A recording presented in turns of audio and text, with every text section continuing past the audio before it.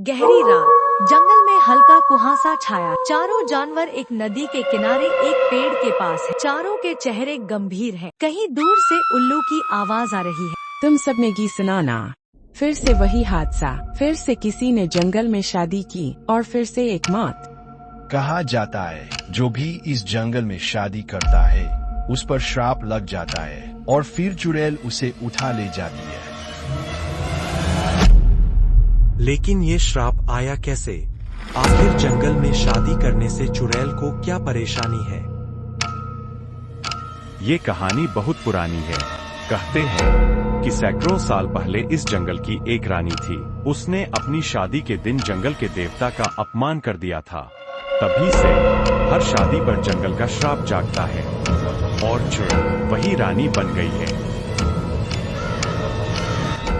लेकिन क्या ये सिर्फ कहानी है या सचमुच कोई चुड़ैल भटकती है?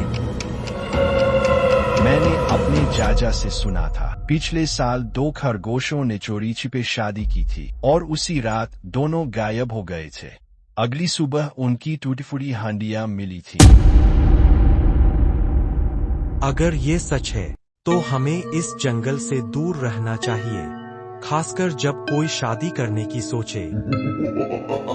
याद रखो, ये जंगल खुद ही सुनता है।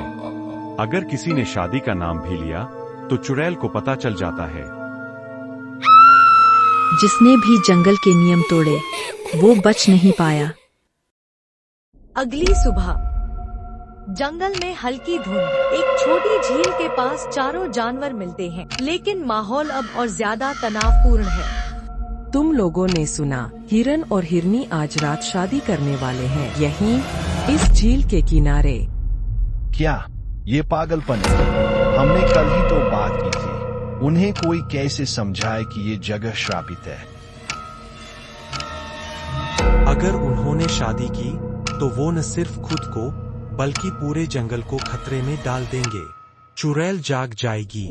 हमें उन्हें रोकना होगा, वरना फिर वही होगा जो पिछली बार हुआ था और इस बार शायद हम में से कोई बच न पाए।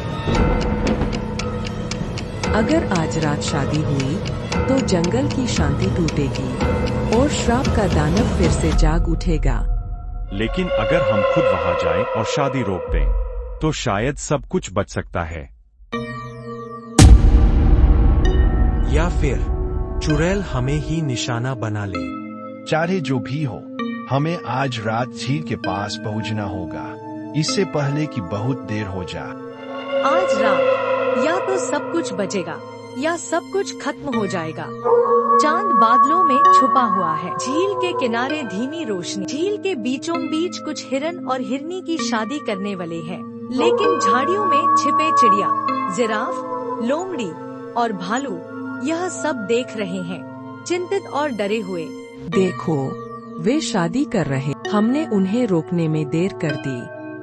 अब क्या होगा? चुड़ैल जाग जाएगी। हमें अब भी कुछ करना होगा, इससे पहले कि बहुत देर हो जाए। अगर हम वहां गए तो शायद हम भी फंस जाएंगे।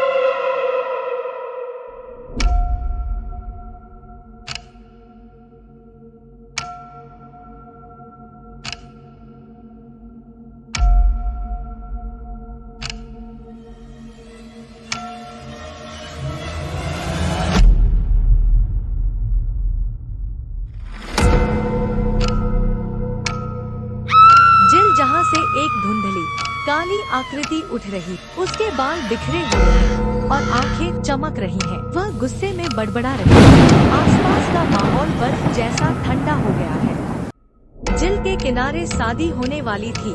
झील के किनारे शादी हो ही रही थी कि अचानक माहौल बदल गया।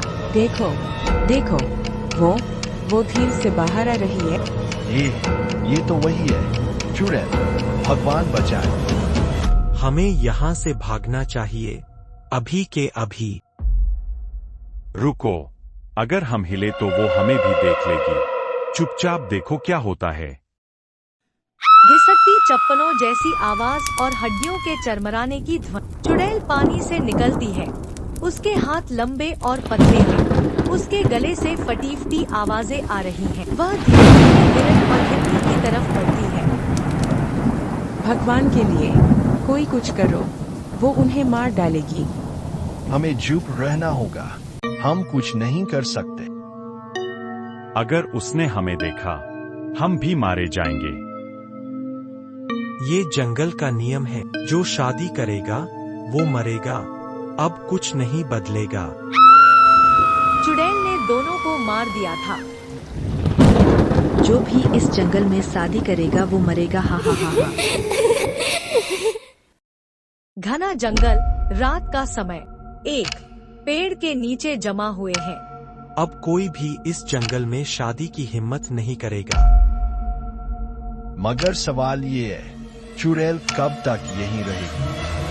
जैसे ही अगला नियम टूटेगा, वो फिर लौटेगी, और इस बार शायद सिर्फ दूल्हा दुल्हन ही नहीं, पूरा गांव बर्बाद कर दे। हमें कोई उपाय खोजना होगा, वरना अगला नंबर हमारा हो सकता है। मुझे याद आया कि दूसरे जंगल में एक साधु है, वो ऐसे ही चुड़ैलों को पकड़ के मुक्त कर देता है, हमें उसके पास जाना चाहिए। तो तुम अभी तक चुप क्यों थी, पहले बता नहीं सकती थी? हाँ यार, वो हिरन और हिरनी बच सकती थी। कोई बात नहीं, कल सुबह हम उस साधु के पास जाएंगे। ठीक, चलो अब जाते हैं सोने। फिर अगले सुबह वो चारों दोस्त मिलकर साधु के पास जाने के लिए जाने लगते हैं और साधु के पास पहुंचते हैं। अरे साधु महाराज तो ध्यान में है, उनकी आंखें खुली ले, लेकिन वो ध्यान में है। लेकिन हमें उनको जगाना होगा, नहीं तो पूरा जंगल शमशान घाट बन जाएगा।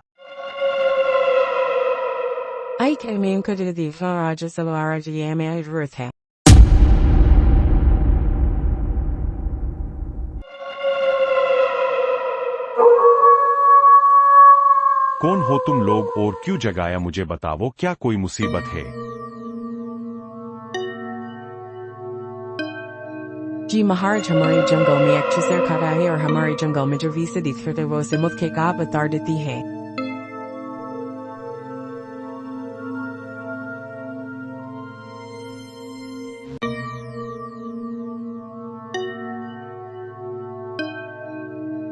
तो साधु जी, आप हमारी मदद करेंगे ना? लेकिन हमें रात का इंतजार करना होगा, क्योंकि वो दिन में ना ही निकलती है। फिर उस रथ साधु जंगल में जाता है और पहले से जंगल और डरावना हो गया था और वो चारों दोस्त जंगल के जिल किनारे खड़े थे। वहाँ साधु पहुँचता है। साधु महाराज, ये वाली जिल में रहती है वो चुड़ैल। मुझे मालूम है बच्चा, मैं उसके बारे में सब कुछ ध्यान से पता लगाकर आया हूँ, अब सिर्फ तुम लोग तमाशा देखो। साधु महाराज उस चुड़ैल को निकलने के लिए कुछ मंत्र बोलते हैं और चुड़ैल गुस्से में जिल से